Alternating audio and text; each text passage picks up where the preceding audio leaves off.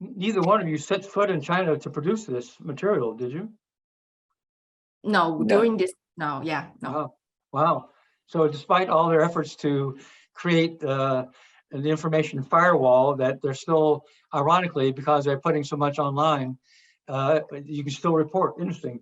So let's now go into the details of what you discovered.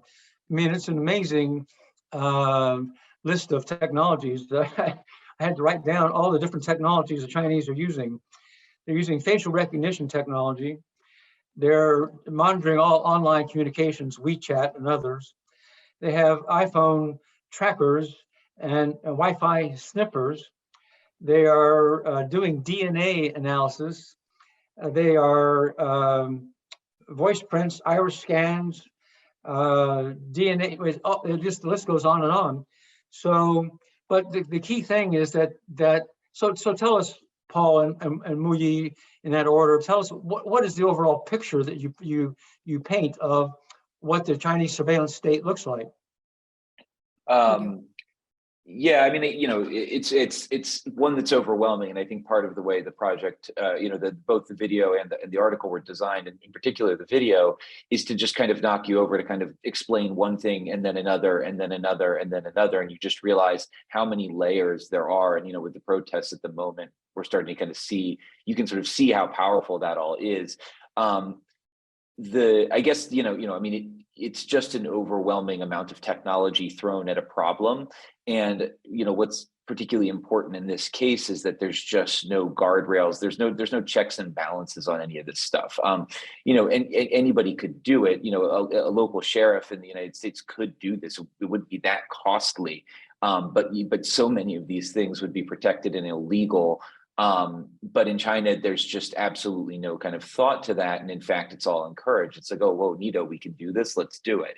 And so you get, what I think of, I kind of think of it sometimes as like, every local police station is building their own version of the NSA with some of this stuff. That's what they're effectively procuring. And then you get it at the local level, you get it at the provincial level, and you get it at the national level. And so, all three of these things combine, and, you get just, different levels of sophistication as a result. And yeah, I mean, it's remarkable. I mean, you walk down the street, the camera is going to, look at who you are. You drive down the street, the camera is going to look at your car. It's going to look for rust stains. It's going to track your license plates. Your phone is going to connect to these phone trackers. They're going to try and see what you're running on your phone. They're going to look for, both your signals that they can get from your Wi-Fi as well as your cellular connection. And then a lot of it, nothing happens 99.99% of the time.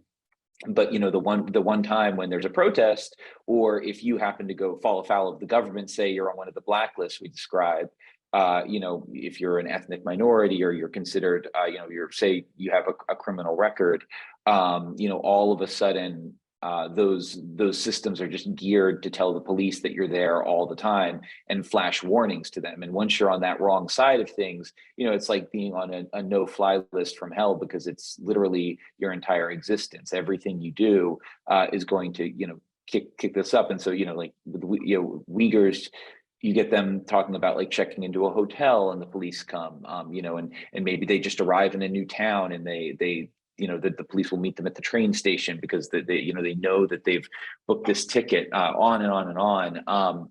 And so, yeah, so it's a very bleak, I guess, kind of picture ultimately. And it's one that, is only going to get, more complete in terms of the government's ability to use this stuff and the level of the technology itself, to track you in different ways.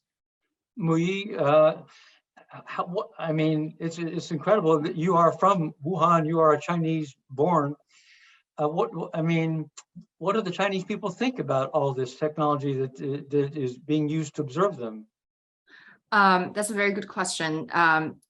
One thing to first acknowledge is that it's very hard to gauge like a public opinion in China. So, no one have ever did like a thorough survey, like how do you guys think about like this surveillance technology? So it's very hard to really throw a conclusion, but to just like speak of my very limited personal experience, like me talking to people around me, which it's a certain group of people. But I worked as a reporter in China, but I did talk to probably more people than the ones that I can only see in my circle. I think there are people who accept it, and they think they feel safe, especially with all this news in China that's often broadcast about crimes happening in the US, and also like how China's surveillance technology have helped the police to catch criminals very fast. So all this news plus the surveillance existence do make people feel safe. And you would sometimes read news about, like, for example, parents fearing their kids having being abused or mistreated in school, and they demand more surveillance inside school, things like that. So there are a lot of people like that. And also there are a lot of people, of course, very critical about all this surveillance, like, probably, as you can tell, like the mass protests going on in China, a lot of people are aware of the negative side of the surveillance, and they're very aware of how this would hurt their privacy and the safety of their data, all that. Yeah. So I want to come back to the current situation in just a moment, but there are some details in your reporting that I found fascinating. And of course the government's efforts to control and assimilate the Uyghurs in Xinjiang province has been at the heart of this. And you said, and at one point you say that QR codes are on the doors of Uyghur families in Xinjiang. What do the QR codes do? The police can scan the codes and see how many people are in the house and how many people belong in the house?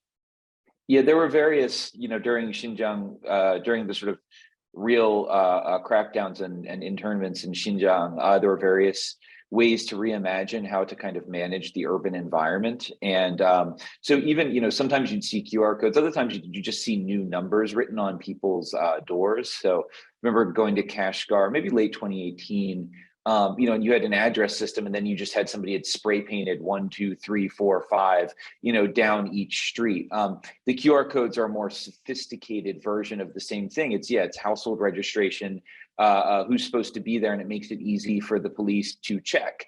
And what you get a lot of times is the ID system, the national ID system, is a very powerful way to know who's who in China. And so, if a police wants to come and check on a street, you can scan a QR code and see who's supposed to be there. And then you scan people's IDs and try to match those IDs to who's supposed to be there. And there's even an added level of facial recognition to that now, where, there will be a machine that looks at your ID, checks the photo on the ID against the actual person standing in front of you, and, basically tells the police whether that's the right person or not.